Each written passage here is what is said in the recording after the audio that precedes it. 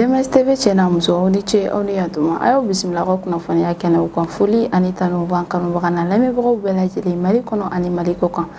bi ye tarata ye février kalo tile 3 san 2026 aw ka ko ka kibaru ni wagati seli foli kɔfɛ kunnafoniba minnu b'an bolo k'olu da olu dɔ bɛ tali kɛ Ami wagati min na fɔ ko bi gɛlɛyaba yɛrɛ de bɛ Côte d'Ivoire ani Niger jamana yɛrɛ ni ɲɔgɔn cɛ ka sababu kɛ déclaration dɔw yɛrɛ déclaration minnu yɛrɛ yira la k'a fɔ ko déclaration ninnu yɛrɛ ka farin kosɛbɛ juma tɛmɛnen janvier kalo tile 30 san 2026 min yɛrɛ Côte d'Ivoire jamana kɔkanko ministère yɛrɛ olu yɛrɛ bɔra ni ka Niger jamana ambassadeur min bɛ Abidjan jamana yɛrɛ kɔnɔna ni ka ale yɛrɛ convoqué ni diplomatique wale yɛrɛ b'a yira k'a fɔ ko fɛn min yɛrɛ ni jamana fila ninnu yɛrɛ kɔni ko gɛlɛyaba yɛrɛ de bɛ u ni ɲɔgɔn cɛ kosɛbɛ an bɛ wagati min na i n'a fɔ ko bi nin wale in bɛɛ lajɛlen yɛrɛ sababu yɛrɛ bɔra Niger jamana ka déclaration tɛmɛnen dɔw yɛrɛ la déclaration min yɛrɛ kɔnɔna na Niger jamana autorité maaw yɛrɛ kɔni tun bɛ ka kuma minnu yɛrɛ fɔ ko kuma ninnu yɛrɛ kɔni tun bɛ ka ɲɛsin kɛrɛnkɛrɛnnenya la Abidjan jamana ɲɛmaa yɛrɛ de ma ni ale tɔgɔ de ye ko Alassane Ouattara communiqué yɛrɛ kɔni ma kuma jɔnjɔ yɛrɛ kɔni fɔ min yɛrɛ fɔra Alassane Ouattara yɛrɛ ma min yɛrɛ Côte d'Ivoire jamana gouvernement maaw yɛrɛ olu yɛrɛ y'a yira k'a fɔ ko wale yɛrɛ kɔni wale juguba yɛrɛ de wa fana ko a bɛ se olu ka jamana ka hɔrɔnya yɛrɛ ma fɛn min yɛrɛ u ka jamana ɲɛmaa yɛrɛ ye k'a bɛ se ale yɛrɛ fana ka hɔrɔnya yɛrɛ ma o ni ministre d'État ka ɲɔgɔnya yɛrɛ senfɛ min yɛrɛ Côte d'Ivoire jamana gouvernement yɛrɛ olu y'a yira k'a fɔ ko nin wale yɛrɛ kɔni olu ka jamana yɛrɛ bila dusuma kasiba yɛrɛ de la wa fana k'olu diminenba yɛrɛ de don ko wale minnu yɛrɛ fana tɛ olu ka jamana diplomatique sariyaw yɛrɛ bonya k'olu bɛ o wale ninnu bɛɛ lajɛlen fana jalaki Abidjan yɛrɛ bolo ko ni attaque yɛrɛ ma kɛ ka ɲɛsin u ka jamana ɲɛmaa yɛrɛ dɔrɔn ma ko attaque yɛrɛ kɛra ka ɲɛsin Côte d'Ivoire jamana kɔnɔden bɛɛ lajɛlen yɛrɛ de ma Côte d'Ivoire y'a sinsin a kan k'a yira k'a fɔ ko ale yɛrɛ labɛnnen don ni ka kumaɲɔgɔnya yɛrɛ kɛ ani jamanaw yɛrɛ ni ɲɔgɔn cɛ walasa ni gɛlɛya minnu yɛrɛ bɛ u ni ɲɔgɔn cɛ o gɛlɛya ninnu bɛɛ lajɛlen yɛrɛ ka dabila ko nka k'ale yɛrɛ tɛ sɔn fewu ko jamana dɔ yɛrɛ ka ale ka jamana attaquer walima k'ale ka institution yɛrɛ fana attaquer walasa ka ale ni jamana wɛrɛw yɛrɛ ka jɛɲɔgɔnyaw yɛrɛ dabila u ka kumaɲɔgɔnyaw yɛrɛ senfɛ min yɛrɛ Abidjan jamana autorité maaw yɛrɛ olu yɛrɛ ye lettre dɔ yɛrɛ di Niger jamana ka diplomate yɛrɛ ma walasa a bɛ se ka taga o di u ka jamana autorité ɲɛmɔgɔbaw yɛrɛ ma Côte d'Ivoire ka communiqué yɛrɛ laban yɛrɛ la min yɛrɛ Côte d'Ivoire jamana olu y'a yira k'a fɔ k'olu yɛrɛ bɛ sigi ni ka nin situation tɔ yɛrɛ lajɛ ko in tɔ bɛna kɛ cogo min yɛrɛ la ani fɛn min yɛrɛ fana bɛna kɛ nin démarche tɔ yɛrɛ fana la Côte d'Ivoire ye menace dɔ yɛrɛ kɛ ka ɲɛsin Niger jamana yɛrɛ ma menace min yɛrɛ kɔni kɛra dugu yɛrɛ kɔnɔna na min na y'a yira k'a fɔ k'olu yɛrɛ bɛ se ka wuli ni ka jaabi yɛrɛ kɔni kɛ Niger ka nin wale yɛrɛ ma u ye wale min yɛrɛ kɛ k'a ɲɛsin olu ka jamana yɛrɛ ma k'u bɛna fɛɛrɛ bɛɛ lajɛlen yɛrɛ latigɛ fɛɛrɛ minnu yɛrɛ bɛ se ka kɛ sanction walima ko wɛrɛw yɛrɛ kɔni ye ka ɲɛsin Niger jamana yɛrɛ ma an bɛ wagati min na i n'a fɔ ko bi min yɛrɛ Côte d'Ivoire jamana yɛrɛ olu yɛrɛ ye menace kan yɛrɛ fɔ ka ɲɛsin Niger jamana yɛrɛ ma menace minnu yɛrɛ fɔra dogo yɛrɛ la sabula Abidjan jamana gouvernement maaw yɛrɛ u ka menace ninnu yɛrɛ kɛ k'a sɔrɔ u ma walawalali caman yɛrɛ k'a kɔnɔna na k'olu yɛrɛ bɛna u sigi ka situation yɛrɛ la nka k'olu yɛrɛ kɔni bɛ se ka jaabi yɛrɛ kɔni kɛ don n'a nataw yɛrɛ la sibiri tɛmɛnen janvier kalo tile 31 san 2026 Niger jamana fintigilakaw yɛrɛ bɔra ni ka communiqué ba dɔ yɛrɛ kɛ communiqué min yɛrɛ kɔnɔna na u y'a yira k'a fɔ k'u ka opération yɛrɛ senfɛ k'u ye dankari Boko Haram ka commandant dɔ yɛrɛ la o kɔfɛ yɛrɛ u ye maa 10 yɛrɛ fana bɔnɛ u ni na minnu yɛrɛ bɛnbɔncolen maaw yɛrɛ ye u ka jamana nord est yanfan yɛrɛ la u y'a yira k'a fɔ ko Abu Kalili yɛrɛ kun ye bɛnbɔncolen maa filanaw yɛrɛ de ye minnu kun bɛ Sambisa kungo yɛrɛ kɔnɔna na u ka armée maaw ka communiqué yɛrɛ la k'u kun bɛ ka u ka opération ani u ka logistique baaraw yɛrɛ de labɛn wa u y'a yira k'a fɔ k'u ye opération yɛrɛ fana kɛ sufɛla yɛrɛ de la Borno kɔnɔna yɛrɛ la k'u ka opération ninnu yɛrɛ fana senfɛ u sera ka o tɛgɛ yɛrɛ fana da marifa dɔ yɛrɛ kan ni o marifa yɛrɛ bɛ wele ko AK-47 a n'a ka chargeur ani chargeur caman fo ka taa fara nɛgɛsow yɛrɛ fana kan ani kɛlɛkɛminɛn caman fo ka taa se dala dumuni yɛrɛ fana ma k'u sera k'u tɛgɛ da ninnu bɛɛ lajɛlen yɛrɛ fana kan u ka opération ninnu yɛrɛ senfɛ k'u ye nin opération ba ninnu yɛrɛ kɛ don min yɛrɛ la ni o bɛnna janvier kalo tile 31 yɛrɛ ma san 2026 k'o y'a sɔrɔ u ye opération ba dɔ yɛrɛ kɛ janvier kalo tile 29 san 2026 don yɛrɛ July biblo min yɛrɛ fana kɛra sababu ye ni ka Bamajɔlen maa caman yɛrɛ fana bɔnɛ u ni na minnu yɛrɛ kɛra Gujuba siraba yɛrɛ kan ko dusajɛ yɛrɛ de bɛnna janvier kalo tile 30 yɛrɛ ma san 2026 yɛrɛ ma min na u ye opération baw yɛrɛ fana kɛ ka dankari Algabas Ishmael yɛrɛ fana ni na ani Bamajɔlen maa 10 yɛrɛ fana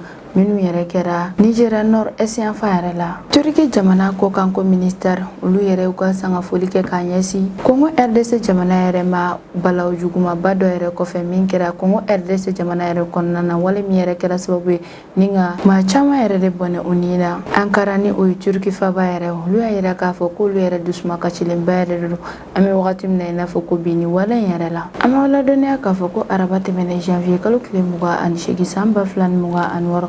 ko Rubia kɔlitanbɔyɔrɔ yɛrɛ la ni o yɔrɔ kɔfɔlen yɛrɛ bɛ Kivu Nord yan fan yɛrɛ la Congo RDC jamana yɛrɛ kɔnɔna na ko yɔrɔ dɔ yɛrɛ de binna o yɔrɔ yɛrɛ la ni o yɔrɔ bin yɛrɛ kɛra ni fanga yɛrɛ de ye. U yɛrɛ ka kɔrɔfɔ la ko yɔrɔ in yɛrɛ binni yɛrɛ sababu bɛɛ lajɛlen yɛrɛ bɔra sanba yɛrɛ dɔ de nali la u ka jamana kɔnɔna na. San min kun bɛ ka na u ka jamana yɛrɛ kɔnɔna na k'a bɛ tile dama dama yɛrɛ bɔ ni fangaba yɛrɛ ye. Kunnafoniya fɔlɔ minnu yɛrɛ sɔrɔla olu y'a yira k'a fɔ ko yɔrɔ bin yɛrɛ kɛra sababu yɛrɛ ni ka maa 222 yɛrɛ de bɔnɛ u ni na wa o maa 222 bɛɛ lajɛlen ye denmisɛnninw yɛrɛ de minnu si yɛrɛ o yɔrɔ ninnu yɛrɛ la. Maa minnu kun bɛ baara la o yɔrɔ ninnu yɛrɛ la n'u joginna kosɛbɛ u ye olu yɛrɛ ta teliya yɛrɛ la ni ka taga n'u ye kɛnɛyaso yɛrɛ la walasa u bɛ se ka taga furakɛli telima yɛrɛ kɛ olu yɛrɛ la minnu fana su yɛrɛ kɛnɛ ninnu yɛrɛ kan u ye olu yɛrɛ fana ta ni ka taga n'u ye o kɛnɛyaso kelen ninnu yɛrɛ fana la. Maa minnu yɛrɛ fana taara ɲinini na o yɔrɔ ninnu yɛrɛ la k'olu bɛ ka u ka ɲinini ninnu yɛrɛ bɛɛ lajɛlen kɛ gɛlɛya yɛrɛ de kɔnɔna na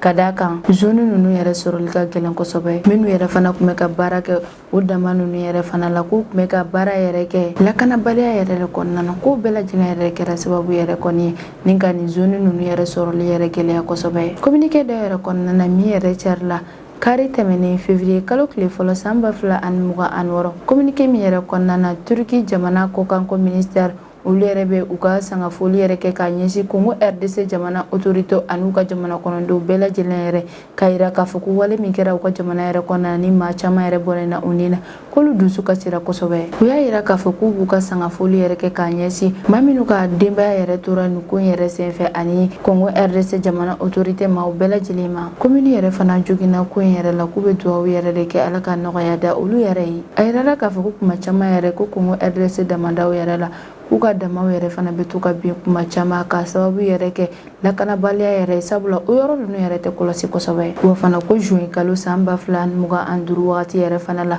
ko Masisi damada yɛrɛ la ko dama dɔ yɛrɛ fana dafirila o yɔrɔ in yɛrɛ la wale min yɛrɛ fana kɛra ni ka mɔgɔ 17 yɛrɛ fana bɔnɛ u ni na. O yɛrɛ de la u y'a yira k'a fɔ ko kuma caman yɛrɛ ko fɛn min yɛrɛ damadafiri yɛrɛ ko bɛ kɛ u ka jamana yɛrɛ kɔnɔna na kosɛbɛ. U b'a ɲini u ka jamana autorité maaw yɛrɛ fɛ u ka wuli ka to ka kɔlɔsili caman yɛrɛ kɛ u ka damadaw yɛrɛ la. An bɛ duwawu yɛrɛ de kɛ maa minnu yɛrɛ tora nin ko yɛrɛ la Ala ka badabada dali yɛrɛ nɔgɔya u ye minnu yɛrɛ fana joginna kosɛbɛ Ala ka lafiya da yɛrɛ kɛ olu yɛrɛ ye. An bɛ wagati min na i n'a fɔ ko bi min yɛrɛ Ethiopie jamana autorité maaw yɛrɛ olu y'a yira k'a fɔ ko manani minnu yɛrɛ bɛ yen nɔ ni a bɛ labaara siɲɛ kelen ni k'a fili yɛrɛ ko manani ninnu yɛrɛ k'u bɛna dankari olu labaarali yɛrɛ la u ka jamana fantan ani naani bɛɛ lajɛlen yɛrɛ la. O y'a yira k'a fɔ ko k'a daminɛ janvier kalo tile 31 tɛmɛnen yɛrɛ la san 2026 ko fɛn min yɛrɛ ye mananiw yɛrɛ minnu bɛ labaara siɲɛ kelen yɛrɛ n'u b'a fili yɛrɛ ko feereli a dilanni fo ka taa se a labaarali yɛrɛ ma ko bɛɛ lajɛlen bɛna dabila u ka jamana fantan ani naani bɛɛ lajɛlen yɛrɛ la. L'Élysée ne bɛ ka kɔrɔfɔ yɛrɛ la ni ale ye Ethiopie jamana environnement kɔlɔsilibagaw ka ɲɛmɔgɔba yɛrɛ ye u ka responsable yɛrɛ ka kɔrɔfɔlaya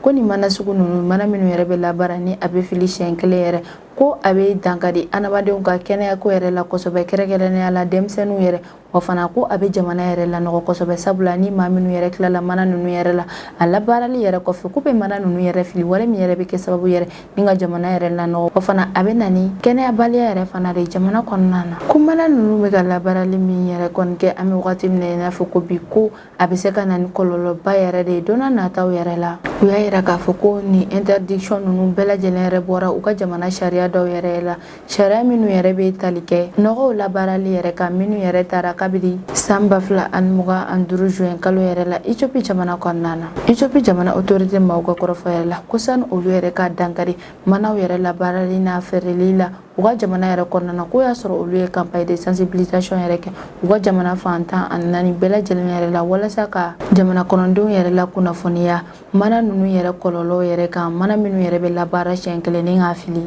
ani sariya kura minnu yɛrɛ fana sigira o ko ninnu yɛrɛ la fo ka taa se sanction yɛrɛ ma u ye jamana kɔnɔdenw la kunnafoniya u bɛɛ lajɛlen yɛrɛ la u ka autorité maaw y'a yira k'a fɔ k'u ka sensibilisation ninnu bɛɛ lajɛlen yɛrɛ kɔfɛ ani sariya ninnu yɛrɛ bɛɛ lajɛlen sigili sen kan ko maa fɛn fɛn mana minɛ mana ninnu yɛrɛ la baarali la walima a dilanni fo ka taa se a feereli yɛrɛ ma u ka jamana yɛrɛ kɔnɔna na ko tigilamɔgɔ yɛrɛ bɛ se ka ɲangi ni amandi dɔw yɛrɛ sarali ni o wari ninnu bɛɛ lajɛlen bɛ taga fo dollar wari 32 yɛrɛ de la ko maa minnu yɛrɛ fana bɛ manani dilan u ka jamana yɛrɛ kɔnɔna na walima k'a ladon u ka jamana yɛrɛ fana kɔnɔna na k'olu yɛrɛ fana bɛ se ka ɲangi cogo jugu yɛrɛ fana la u ka jamana fantan ani naani bɛɛ lajɛlen na an bɛ wagati min na i n'a fɔ ko bi fɛn min yɛrɛ Éthiopie jamana autorité maaw yɛrɛ olu yɛrɛ décision ba dɔw yɛrɛ ta mana feereliko yɛrɛ kan u ka jamana yɛrɛ kɔnɔna na u y'a yira k'a fɔ ko mana minnu yɛrɛ bɛ sanni k'a labaara siɲɛ kelen ko a yamaruyalen yɛrɛ to o mana ninnu yɛrɛ ka feere u ka jamana kɔnɔna na walima ka mana ninnu yɛrɛ labaara ka d'a kan ko mana ninnu yɛrɛ filɛ nin ye ko kɔlɔlɔba yɛrɛ de b'a la a bɛ se ka dankari adamadenw ka kɛnɛyako yɛrɛ la wa a bɛ na ni nɔgɔ caman yɛrɛ de jamana yɛrɛ kɔnɔna na ko mana dɔw yɛrɛ bɛ yen nɔ olu bɛ se ka labaara i n'a fɔ mana minnu yɛrɛ bɛ yen nɔ i bɛ se ka baara kɛ n'a ye siɲɛ caman yɛrɛ ye fo ka taa se papiyew yɛrɛ ma ko nka k'olu yɛrɛ ka mana minnu yɛrɛ ma ni o mana yɛrɛ bɛ labaara siɲɛ gɛrɛ de a labaarali yɛrɛ kɔfɛ u bɛ sɔrɔ k'a feere k'olu yɛrɛ y'a ɲini u ka population ma u bɛɛ lajɛlen yɛrɛ fɛ k'u ka o mana ninnu yɛrɛ labaarali dabila u ka jamana kɔnɔ ni ne bɛ dan sigi an ka bi ko kan kibaruw kan man kanubaga na lamɛnbagaw bɛɛ lajɛlen fo Mali kɔnɔ ani Mali kɔ kan aw k'an bɛn a ɲɔgɔnna wɛrɛ ma